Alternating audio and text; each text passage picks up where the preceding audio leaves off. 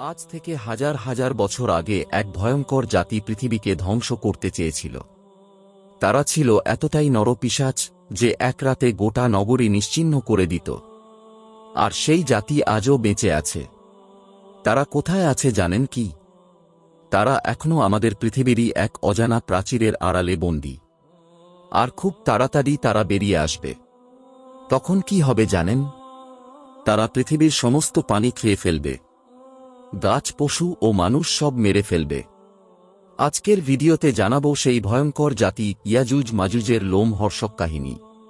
একদম শেষ পর্যন্ত দেখুন, কারণ শেষ অংশে এমন কিছু জানাবো যা আপনার গায়ের লোম খাড়া করে দেবে।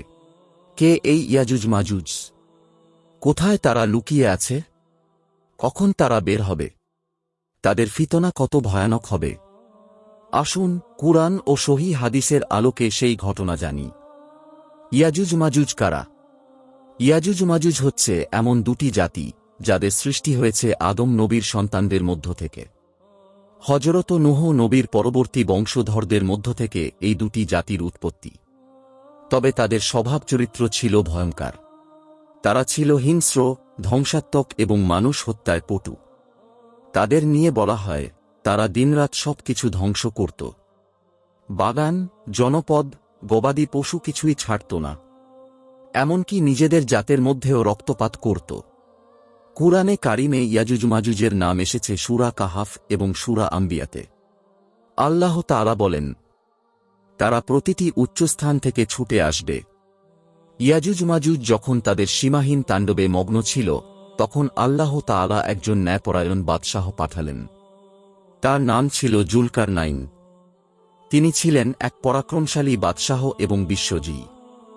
জুলকারনাইন 3 দিক ভ্রমণ করেছিলেন: পূর্ব, পশ্চিম এবং মধ্যভূমি। এবং এক পর্যায়ে তিনি এমন এক জনপদে পৌঁছালেন যেখানে ইয়াজুজ মাজুজ প্রায় প্রতিদিন আক্রমণ করত। সেখানকার দুর্ভোগে থাকা জনগণ তার কাছে অভিযোগ জানাল। তারা বলল, হে জুলকারনাইন, ইয়াজুজ মাজুজ আমাদের দেশে তাণ্ডব চালায়। আপনি কি তাদের বিরুদ্ধে আমাদের জন্য একটি প্রাচীর নির্মাণ করে দেবেন? তখন জুলকারনাইন বললেন, আমরা তোমাদের সাহায্য নেব এবং শক্তিশালী লোহা, তামা ও পাথর দিয়ে এমন এক বিশাল প্রাচীর তৈরি করব যা তারা কখনো ভাঙতে পারবে না। এভাবেই নির্মিত হয় ইয়াজুজ মাজুজের প্রাচীর। কুরআনে বলা হয়েছে, অর্থাৎ তারা প্রাচীরটি টপকাতে পারল না এবং তাতে ফুটোও করতে পারল না। প্রাচীরের ভেতরে তারা এখনও আছে।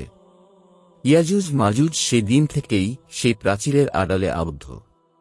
কিয়ামত পর্যন্ত তারা সেখানে থাকবে। তবে হাদিস শরীফে এসেছে, তারা প্রতিদিন সেই প্রাচীর খোঁড়ে। খোঁড়ার পর ক্লান্ত হয়ে ঘুমিয়ে পড়ে। পরদিন এসে দেখে আবার আগের অবস্থায়। এভাবে তারা দিন কাটায়, যখন আল্লাহর ইচ্ছা হবে। হাদিসে বর্ণিত, একদিন যখন আল্লাহর ইচ্ছা হবে, তখন তারা প্রাচীর ভেদ করবে এবং পৃথিবীর সমস্ত জনপদ দখল করবে। নবীজি সাল্লাল্লাহু আলাইহি ওয়াসাল্লাম বলেন, কিয়ামতের নিকটবর্তী সময় ইয়াজুজ মাজুজ মুক্তি পাবে। তারা প্রতিটি উচ্চভূমি থেকে ছুটে আসবে। তাদের ফিতনা কেমন হবে? ইয়াজুজ মাজুজ এতই বিশাল সংখ্যার হবে যে বলা হয়েছে, তারা যখন একটি হ্রদের পানি খাবে, তখন হ্রদটি শুকিয়ে যাবে। অর্থাৎ তাদের জনসংখ্যা এত বেশি হবে যে এক হ্রদের সমস্ত পানি তারা একবারে খেয়ে শেষ করে দেবে। নবীজি আরও বলেন, তারা পৃথিবীর সবকিছু ধ্বংস করবে। গবাদি পশু, জমি, ফসল, এমনকি মানুষকেও ছাড়বে না। তাদের ভয়াবহতা এত বেশি হবে যে হযরত ঈসা নবী এবং তার অনুসারীরা পাহাড়ে আশ্রয় নিতে বাধ্য হবেন। আল্লাহর বিশেষ রহমত। তখন আল্লাহ তাআলা ঈসা নবীর দোয়ার মাধ্যমে তাদের ধ্বংস করবেন। নবীজি বলেন, আল্লাহ তাদের গলায় এক ধরনের কীট পাঠাবেন এবং তারা এক রাতে একসাথে মারা যাবে। এরপর পৃথিবী পচা গন্ধময় হয়ে যাবে। তারপর ঈসা নবী এবং মুসলিমরা দোয়া করবেন এবং আল্লাহ মেঘের মাধ্যমে সেই লাশ পরিষ্কার করে দেবেন। তাদের প্রকৃতি। হাদিসে বলা হয়েছে, ইয়াজুজ মাজুজ হবে দানব আকৃতি, বিশাল দেহবিশিষ্ট এবং হিংস্র। তাদের মুখ হবে চওড়া, চোখ লালচে এবং শক্ত নখ। কেউ বলেন তারা এক চোখ বিশিষ্ট, কেউ বলেন চ্যাপ্টা মুখের। তবে মূল কথা, তারা হবে অমানবিক।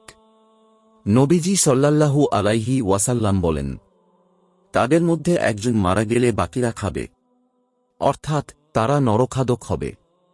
এমনকি নিজেদের মধ্যেও খুনোখুনি করবে। কবে হবে সেই দিন? নবীজি সাল্লাল্লাহু আলাইহি ওয়াসাল্লাম বলেছেন, কিয়ামতের অন্যতম বড় আলামত হচ্ছে ইয়াজুজ মাজুজের মুক্তি, অর্থাৎ দাজ্জাল, ঈসা নবীর আগমন এবং ইয়াজুজ মাজুজ, এই তিনটি ঘটনা পরপর ঘটবে। এখনও আল্লাহর রহমতে তারা প্রাচীরের পেছনে।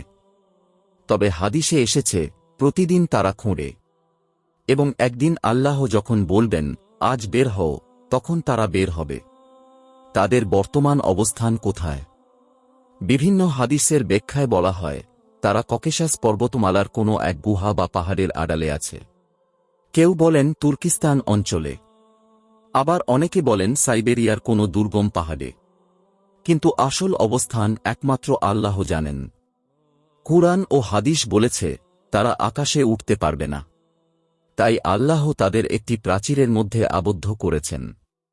একবার ভাবুন, যেদিন তারা বের হবে, মানুষ কোথায় পালাবে?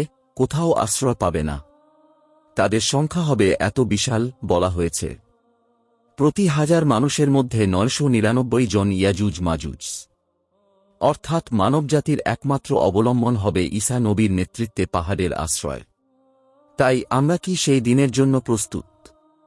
নামাজ, রোজা, দোয়া ও তওবা করছি? পাপ থেকে দূরে আছি? কারণ এই দিন খুব বেশি দূরে নয়। আমরা দাজ্জাল, ইয়াজুজ মাজুজ, ঈসা নবীর যুগের দ্বার প্রান্তে। এই ভিডিওটি শুধু গল্প নয়, বরং এটা ভবিষ্যতের এক বাস্তব দৃশ্য। এই জন্য প্রস্তুত হতে হবে। 5 ওয়াক্ত নামাজ পড়ুন, কুরআন তিলাওয়াত করুন, দোয়া করুন যেন আল্লাহ আমাদের এই ভয়াবহ ফিতনা থেকে হেফাজত করেন। নিয়মিত এরকম হৃদয়স্পর্শী ইসলামিক ভিডিও পেতে আমাদের এই চ্যানেলটি সাবস্ক্রাইব করে পাশে থাকা বেল আইকনটি প্রেস করে পাশে থাকুন।